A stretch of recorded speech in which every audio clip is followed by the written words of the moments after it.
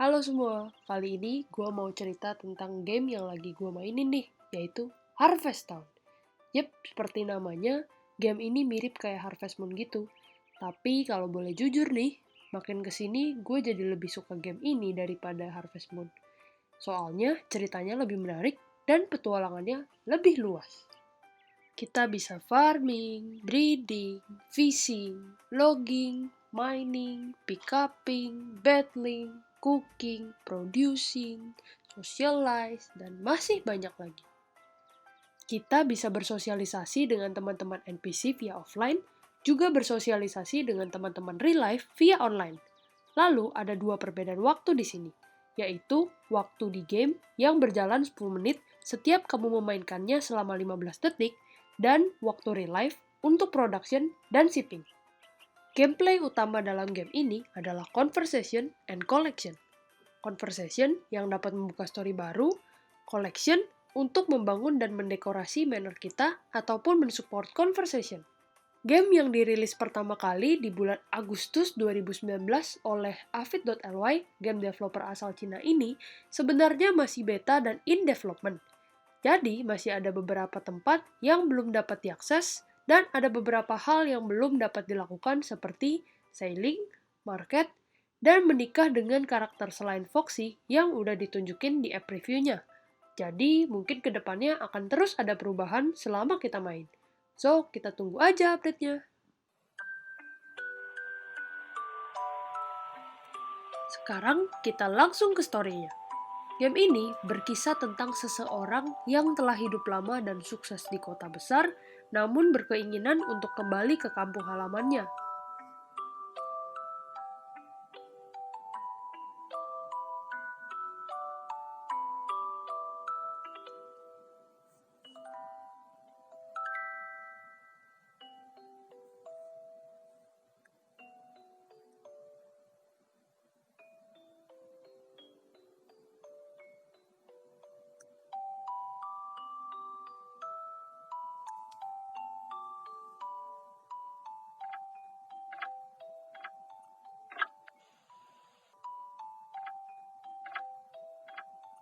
Tiba-tiba, sesuatu menariknya ke masa lalu dan ia kembali ke kampung halamannya.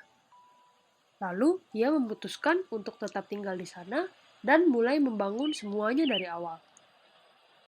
Di desa ini, terdapat beberapa keluarga yang dapat kita jadikan teman. Yang pertama, Foxy, Faye, dan May yang tinggal di grocery.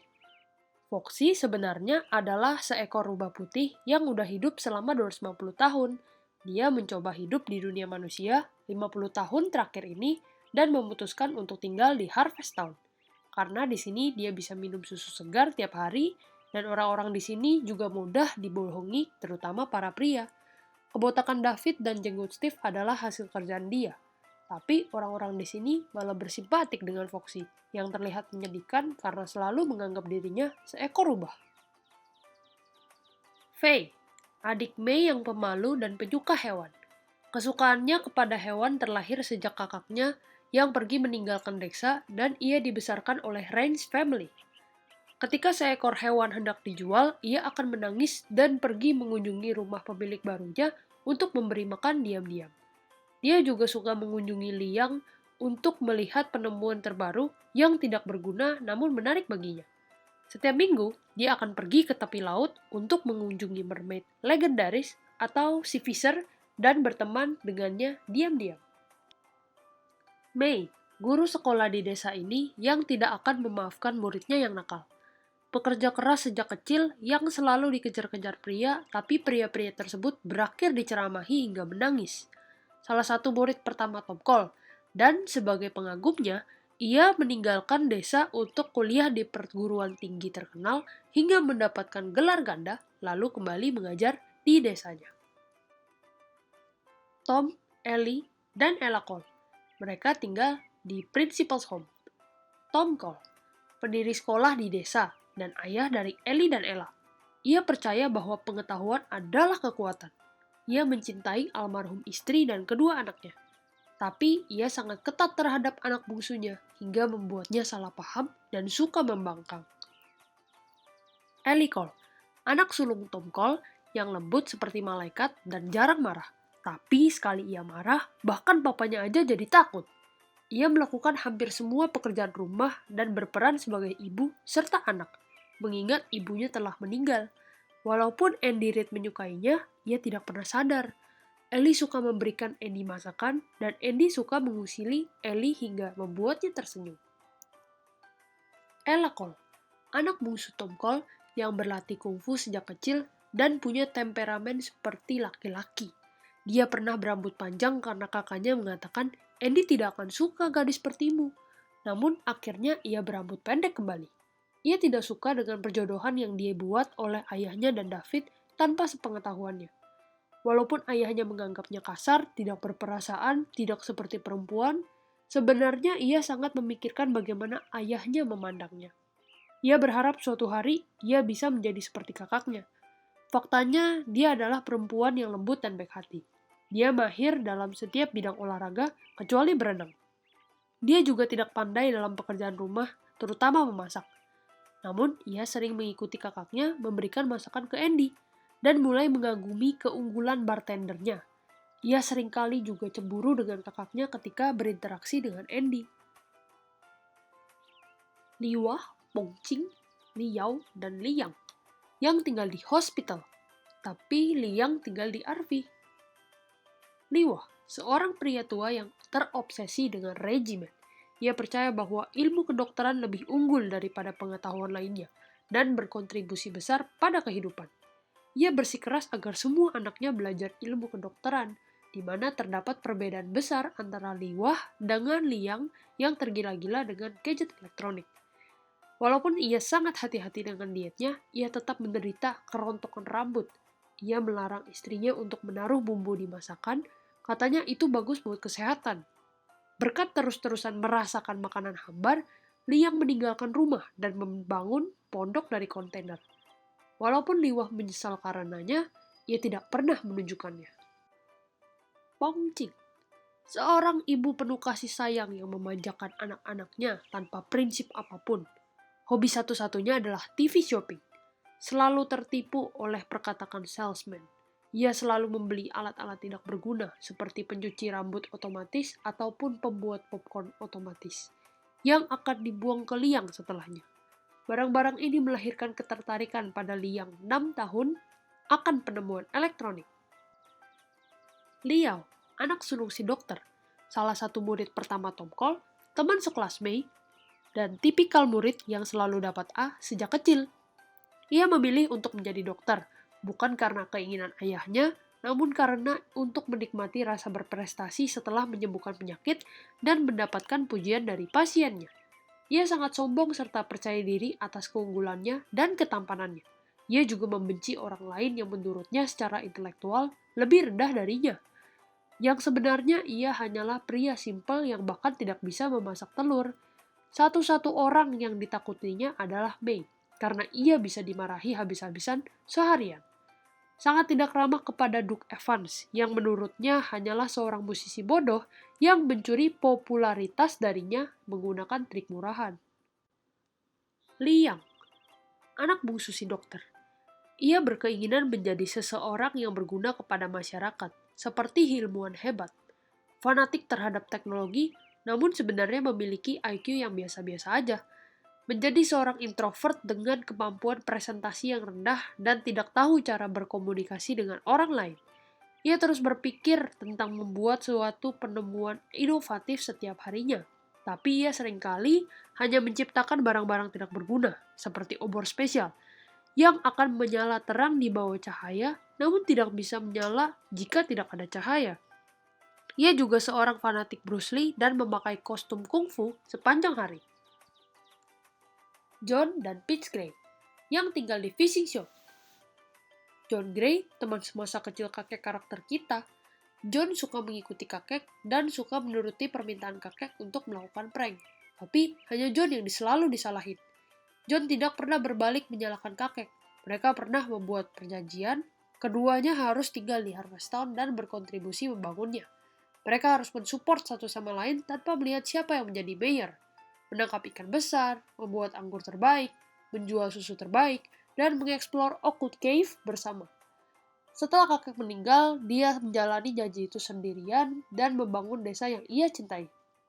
Setelahnya, anak laki-laki dan mertuanya meninggalkan desa. Sekarang hanya dia dan cucu perempuannya yang tinggal di sini. Dan John suka sekali bercerita mengenai kehidupan masa mudanya kepada cucunya. Peach Gray. Dia telah tinggal dengan kakeknya sejak kecil mengingat orang tuanya bekerja di kota dan jarang kembali. Dia sangat dekat dengan kakeknya dan selalu mengatakan dia akan merawatnya saat ia besar. Dia sangat menyukai cerita-cerita kakeknya, walaupun kakeknya menceritakan berulang kali. Dia suka menonton Glenn memainkan game, tapi lebih suka bermain dengan Sherry yang mengajarinya mencari uang. Dia akan menggunakan uang tersebut untuk membelikan kakeknya hadiah, walaupun biasanya hanya lollipop dan bunga kupu-kupu. Adam dan Chris Trump yang tinggal di resort villa. Adam Trump, seorang bos dari Dimension Inc. yang kaya raya sebelum akhirnya ditipu partnernya dan kehilangan hampir semua keuntungan dan koneksinya. Ia mendeklarasikan pensiunnya, yang sebenarnya ia hanya menunggu kesempatan untuk bangkit kembali. Sekarang istri dan anaknya lah yang mengelola bisnisnya. Setelah deklarasi tersebut, ia berkeliling dunia sendirian sebelum tiba di Harvest Town dan menemukan makhluk legendaris. Ia melihat sebuah kesempatan dan membangun mansion di sini, lalu meminta anaknya pergi ke sini untuk mendiskusikan rencana membeli Harvest Town diam-diam. Namun, ia membatalkan rencananya karena tergerak atas sikap penduduk sekitar. Ia jadi tahu apa arti hidup. Tidak ada yang namanya kehidupan kedua. Jadi, hiduplah di masa sekarang. Chris Trump, ahli waris Dimension Inc., yang dibesarkan menjadi dewasa sebelum waktunya dan menjadi tidak berperasaan. Filosofinya adalah tidak ada yang namanya kebaikan dan bantuan. Yang ada hanyalah keuntungan dan peluang. Ia cukup sukses di umurnya yang masih muda. Ia kesini untuk bernegosiasi dengan penduduk mengenai rencana ayahnya, namun ia jadi mendapat pencerahan seperti ayahnya. Uang bukanlah segalanya. Uang tidak dapat membeli segalanya. Hidup seharusnya penuh kebebasan dan kebahagiaan. Peter, Julia, Sherry, dan Jerry Allen. Mereka tinggal di Horse Farm. Peter Allen, seorang pria tradisional yang akan mengecek keberuntungannya lewat ramalan sebelum mengambil keputusan. Keluarganya cukup menonjol dan ditolak oleh generasi saat ini. Tetapi, untuk menjaga reputasi keluarganya, ia tetap bersikap sombong layaknya bangsawan. Walaupun sebenarnya peternakannya hampir bangkrut.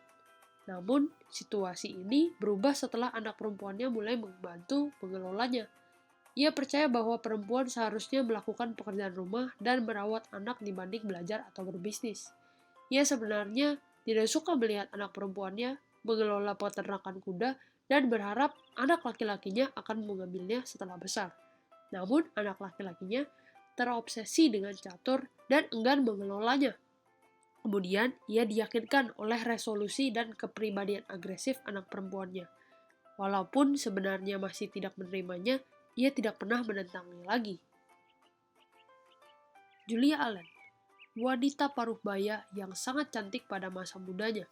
Ia menyesal telah memilih menikahi pemilik peternakan kuda dibanding pelamar lainnya, dan gagal memiliki kehidupan kaya raya. Selama ia muda, ia hanya memuaskan dirinya sendiri dan gagal menjalankan kewajibannya sebagai seorang ibu. Setelah ia menua, ia mencoba memperbaiki hubungannya dengan anak-anaknya yang kini terasa asing. Ia juga berharap anak perempuannya dapat menikah dengan pria bangsawan dan anak laki-lakinya dapat kuliah di universitas terkenal. Sherry Allen, anak perempuan Peter Allen yang mandiri dan ramah. Sebagai perempuan yang cantik, ia tidak simpel, namun sangat perhitungan. Ia menyebut dirinya budak uang dan bermimpi menjual peternakan kuda dan berkeliling dunia. Ia menghalalkan segala cara untuk mendapatkan uang, seperti meminta bayaran untuk pekerjaan rumah, merawat adiknya, bahkan mengambil foto wanita cantik dan menjualnya kepada para pria. Walaupun tergila-gila terhadap uang, ia tidak pernah melukai siapapun. Ia sebenarnya keberatan dengan orang tuanya yang tidak bertanggung jawab dan berharap dapat membesarkan adiknya sendirian hingga ia tidak terpengaruh dengan lingkungan keluarganya. Jerry Allen dirawat kakaknya sejak bayi. Ia bergantung pada kakaknya dan mencintainya lebih dari orang tuanya. kakaknya seringkali membelikannya snack diam-diam dan membawanya ke kota untuk belajar catur. Ia memiliki bakat luar biasa dalam memainkan catur di umurnya yang muda. Ia sangat kompetitif dan mencoba untuk memenangkan setiap pertandingan. Jika kalah, ia akan mengunci dirinya sendiri dan menangis. Gary, Elaine Terry, dan Glenn Cross. Mereka tinggal di Cruz Ranch. Gary Cross, ia lahir di desa ini. Tinggi, kuat, berani, dan ganas. Dia, David, dan Steve dikenal sebagai 3 harta karun Harvest Town. Walaupun mereka sendiri yang menyatakannya sebagai kombinasi dari kekuatan dan kebijaksanaan, hal itu sama sekali tidak mengubah perspektif penduduk lain dalam memandang mereka. Ia terobsesi dengan Jim saat muda dan bertemu dengan istrinya pada organisasi Run Around the World. Lalu pergi setelah menikah. Peternakan yang diwariskan ayahnya berjalan lancar sejauh ini. Ia mencintai binatang dan menyatakan ia pernah melihat peri sungai dan bermain dengannya. Elaine Terry. Ia besar di kota. Dalam perlombaan lari, ia pernah ditabrak oleh Gary Cross. Ia memarahi Gary yang akhirnya menangis dan membuatnya tertawa karena melihat seorang pria besar menangis.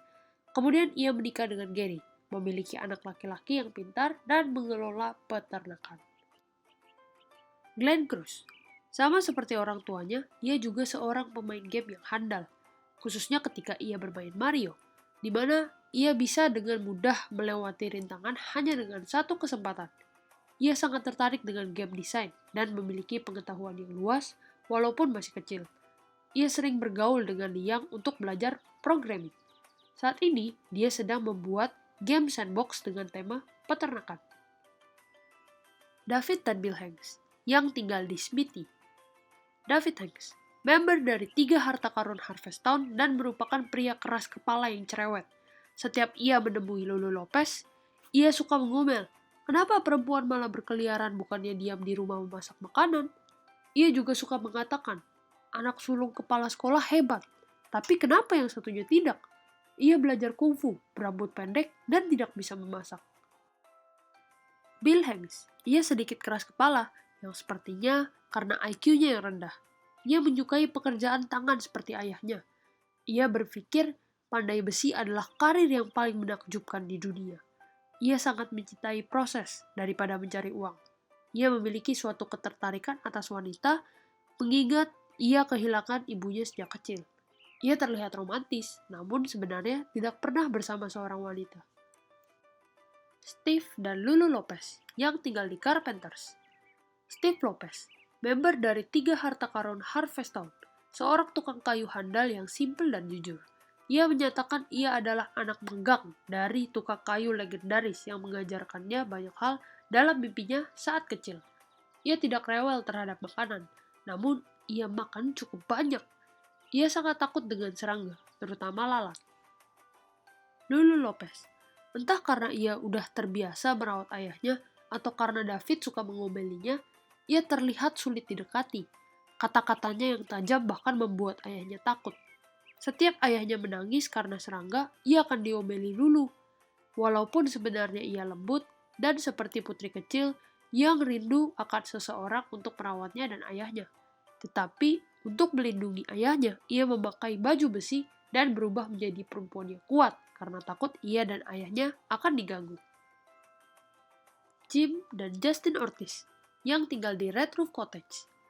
Jim Ortiz, ia memiliki pernikahan romantis dengan wanita asing yang berlebihan ketika ia muda. Setelah itu semua memudar, wanita itu meninggalkannya. Jim berubah menjadi seorang pemabuk. 5 tahun kemudian, mantan istrinya mengunjunginya kembali dengan anak laki-laki berumur 5 tahun yang diduga merupakan anak Jim juga. Akhirnya ia memiliki tanggung jawab untuk membesarkan anak dan mulai mengerjakan pekerjaan rumah dan belajar masak, walaupun akhirnya tidak berhasil. Justin Ortiz, besar di negara asing, ia sangat terpengaruh oleh karakter pahlawan Jepang. Ia memuja Naruto dan bermimpi untuk menyelamatkan dunia setelah besar. Ditinggalkan ibunya di pedesaan, ia berubah menjadi pembangkang dan nakal. Satu-satunya yang membuat ia tertarik di desa ini hanyalah cucu si mayor, Peach. Mary dan Jesse Morris, yang tinggal di Vine Cottage. Mary Morris, Lahir di Harvest Town, namun pernah meninggalkan desa ini ke kota setelah menikah. Ketika dibenci keluarga suaminya karena menolak memiliki seorang anak lagi, ia kembali ke Harvest Town. Ia melatih Jazz menjadi seorang yang bertalenta dan sangat ketat dengannya sejak kecil, yang sebenarnya ia sangat mencintainya. Ia menuntut anaknya untuk tidak hanya belajar menari, namun juga menjadi penari handal. Dan bakat anaknya tidak pernah mengecewakan. Namun ajarannya mengesampingkan perasaan anak dan membuat anaknya menjadi tidak dewasa. Sehingga sekarang ia mulai mengajarinya untuk menjadi lebih dewasa. Jessie Morris memulai perjalanan menari karena ibunya. Sejak kecil, ia menunjukkan bakat yang luar biasa dalam menari, khususnya balet, dan mengalahkan banyak talenta lain. Ia menjadi terkenal berkat The Black Swan yang ia desain bersama ibunya. Ia akan pergi ke kota dengan ibunya ketika ada kompetisi. Well, setiap anak jenius pasti punya kelemahan. Ia sedikit kekanakan, suka segala sesuatu yang lucu, dan akan menamainya sebelum dibawa pulang.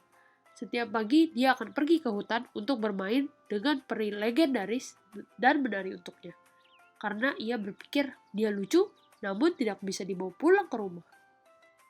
And the last but not least, Andy Reid dan Doug Evans, yang tinggal di bar. Andy Reid, si pemilik bar. Ia mahir membuat dan mencicipi wine. Ella menyukainya sejak kecil, namun bagi Andy, ia hanyalah seorang anak kecil. Andy lebih menyukai kakaknya, Ellie. Setiap bertemu Ellie, ia menjadi seseorang yang berbeda. Namun, Ellie tidak menyadarinya, dan baginya Andy hanya seorang pria yang lucu. Doug Evans, seorang playboy dari kota. Ia lahir dari keluarga yang kaya, tampan, mudah bergaul, dan sangat berbakat dalam musik. Ia meninggalkan keluarganya karena diminta untuk meneruskan bisnis keluarga dibanding mengejar musik, dan untuk menikahi seseorang dari keluarga besarnya. Meninggalkan kehidupan yang menyedihkan, ia datang ke Harvest Town dan bertemu dengan Andy, yang tidak lama menjadi teman baiknya. Ia bekerja di bar dan terus mengejar musik. Menjadi terkenal di kalangan wanita, ia sering mendapat ejekan dari Liao. Namun, ia selalu menjawabnya dengan senyuman, membuat wanita semakin tergila-gila padanya. Oke, demikian Harvest Town Story kali ini. Cukup padat dan berisi. Semoga cukup mengedukasi bagi para pemainnya. Bagi yang belum main, yuk segera di-download. Thank you and see you on the next video.